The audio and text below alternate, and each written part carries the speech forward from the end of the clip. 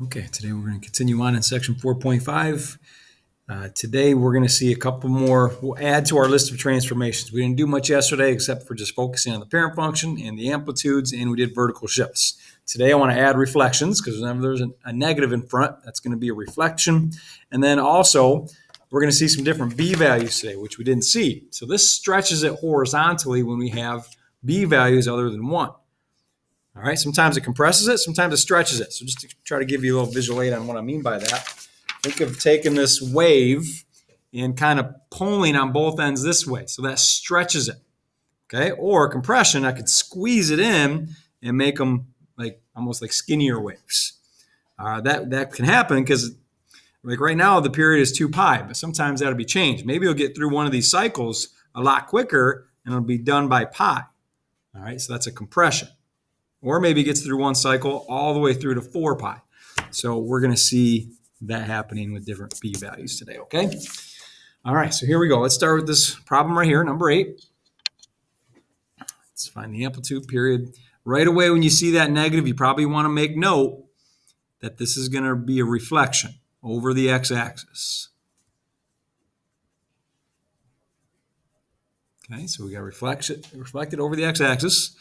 Our amplitude will be the absolute value of -1. So we report that as just +1. So it means it has a height of 1 from the midline. Okay. All right, let's go on to period.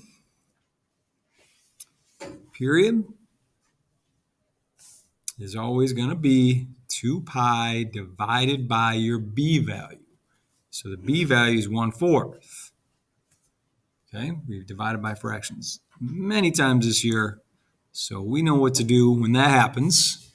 We multiply by the reciprocal of 1/4. Okay, so we get a period of 8 pi. So this actually stretches it.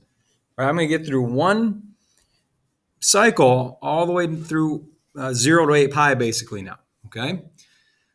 All right, but it's not going to look that way on the graph because then we take our tick marks and we divide it by 4. You'll see what I mean once we finish this. So how are we going to increase our scale? Our tick marks will be quarter periods every time. So we take our period and divide it by 4. This is all on the previous page. If you're forgetting this stuff, I wrote it down even on number 7 right next to it. Period divided by 4 is the process. All right, so 8 pi divided by 4 is 2 pi. Okay.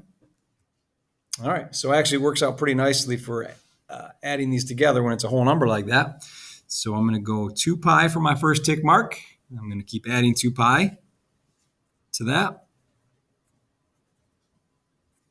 Okay. So that's why it's kind of stretched out. Usually we get through one cycle to 2 pi, but now it's going to be one cycle to 8 pi. I also go in the negative direction. So we got -2 pi and -4 pi and -8 pi. We will finish that graph.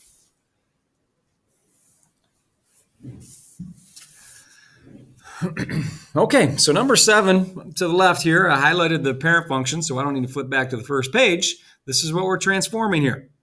Okay, so we just got to remember, it's reflected. It's still going to start at the origin, but instead of going up to the max, it means it's going to go down to the min. Okay, so that'll be the next tick mark. It's going to go down there, and the amplitude's still 1. Okay, so however you want to label this, if you want to make it look bigger, you could call this -1, but I'm just going to keep it -1 right there. So at 2 pi, I'm at -1. Okay, and we're off to our pattern, just like yesterday. Okay, once you go below the midline, now it comes back to the midline. Now it's going to go up to the maximum, and then back to midline.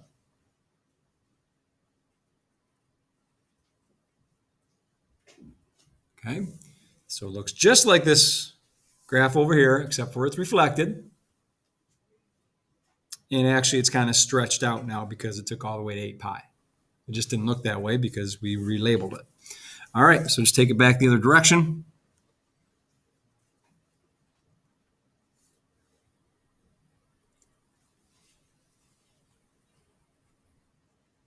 And there we have this function graphed for 2 periods.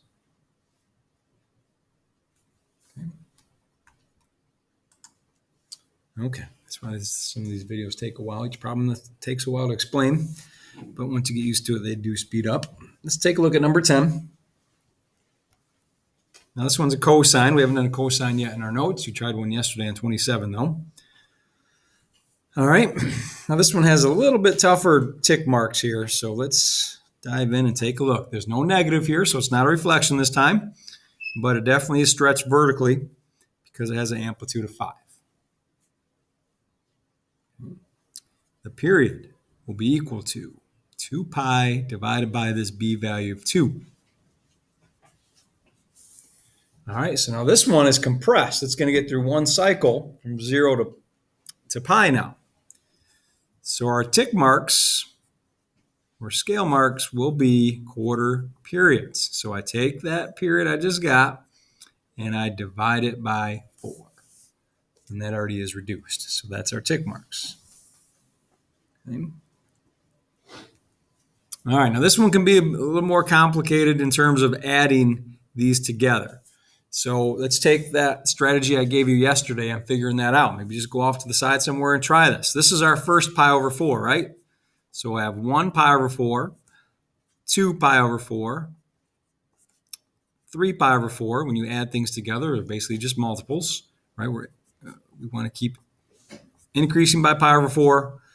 So this is the second tick mark. Okay, so how can I reduce 2/4? 2/4 is 1/2. So this is pi over 2. Okay, write it next to it if you want, or just jump right over here and put pi over 2. Okay, and then look at the third multiple, the third scale mark. 3/4 doesn't reduce. You can put these whole numbers over 1 if it helps you kind of line things up and see it. But the 3/4 is reduced, so 3 pi over 4. And then this last one, the 4/4 reduce to just 1. It's 1 pi, and that's how I know to stop because I'm through one period now.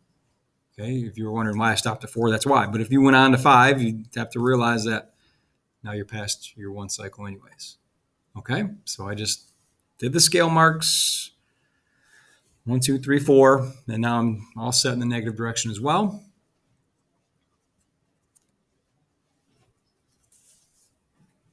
Okay, basically the odd numbers didn't reduce, the even ones will. That's what we saw happening there.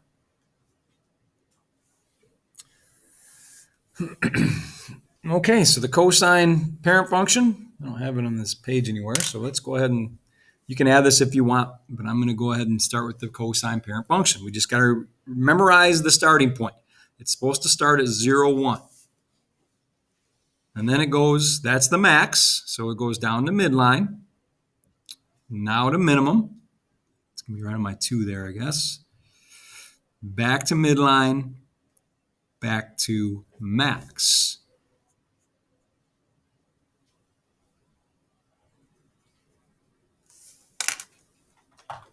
Okay, so I'll highlight that. This is just kind of our parent function, not our final answer, just going to help us as a tool to get there. Not required to do this. The directions didn't say to add this, but it's going to help you out, right? So this is y equals cosine of x.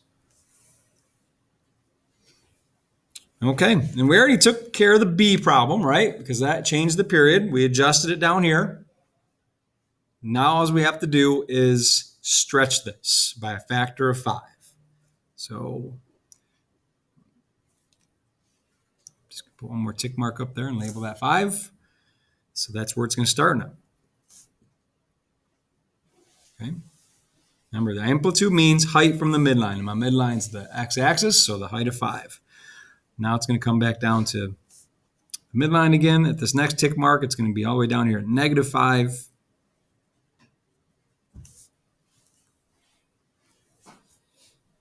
Back to midline, and then it'll finish at positive 5 again. Okay.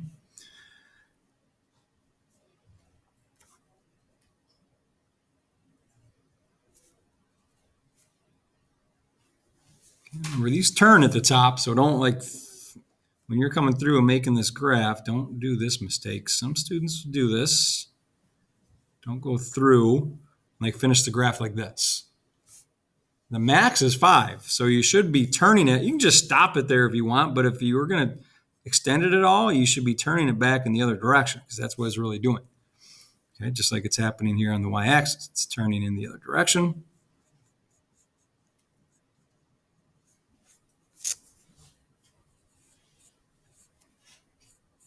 And then it's going to turn at the end. Okay.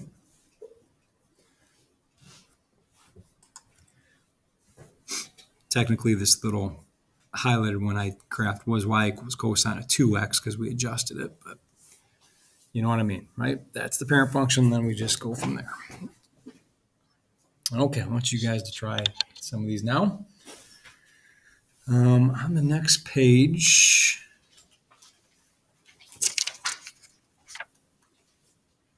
sorry, not the next page yet. I want you guys to try number 11 right here first. Okay, so this is cosine. We haven't done, like I said, other than yesterday's notes, yesterday's assignment. We haven't done a cosine, but it's got two things going on here with the reflection and the vertical shift. So go ahead and get that going, and then we'll turn the page and try number 3 after this one. Okay, pause and give it a shot. Okay, here's your groundwork. We got the negative, so it's going to reflect it over the x-axis. Still has a height of 1, though. Period, and the b value is 1, so it stays 2 pi. Tick marks are pi over 2. We used that quite a bit yesterday. Okay. All right, and then it goes up 2. So we're going to shift this thing up 2 and reflect it. That's about it. Okay, so that changes your midline. I would draw that new midline in there every time, like we did number 9 yesterday. Draw your new midline at y equals 2. Okay, that'd probably be how I'd even start. Right, get your midline in there, and if it was just a regular cosine of x shifted up 2, I'd be ready to start. Cosine is always supposed to start above the midline by 1 unit if it has a height of 1. So I'd start here and then start my pattern. Okay, if you draw that dotted line, almost kind of is like your x-axis moved, right? And it's the same process. So here's the final answer. All right, so start right here. Like I said, we'd be starting up here if it wasn't reflected, but it was reflected, so I started down here at the minimum. And there's the pattern. Take it back the other direction. Okay, let's try one more. These take some time and a chance for you to kind of investigate with some of these. Let's turn the page and try number 3. Oh, wait, hold on. I want one that changes. Just a sec. Check that. Let's try number 4. I want you to try something that changes the b value. The period. It has a b value other than 1. Okay, so pause. Give yourself a couple minutes to try that, and I'll give you some feedback. All right, see how you did. Okay, here's our period because of this b value. It's shrunk down to pi now, and then we got quarter periods of pi over 4. Okay, so then we increase it by pi over 4, and then 2 pi over 4s is 1/2. 3 pi over 4s, then 4 pi over 4s is 1. Okay, and then get that new midline. Draw it right away. Remember, cosine always starts above the midline, but it has a height of 3 now. Okay, so if I peek up here at the parent function, right, usually starts 1 unit above the midline, but the height is changed. So I'm starting 3 units above the midline. Once you're here, it's back to the pattern. Midline minimum, midline max. Extend it. That's it. Okay. All right. Part of your assignment today is actually right in the notes because we got lots of problems in here. So we do need to renumber these. So heads up on that. I'll put this on the board here in just a moment. But for those of you at home, if you go back a page, I'll list these numbers in order that you'll find them. So you're going to start with 12, and then I'm going to assign 3 on this next page, and then the number next will be 1. It seems like it's out of order, but if you keep going through the pages, that's how I'm going to list these on your assignment, okay? And then there's a few problems in the book that ask you some questions about amplitude, period, and phase shift, okay? All right, that's it for today.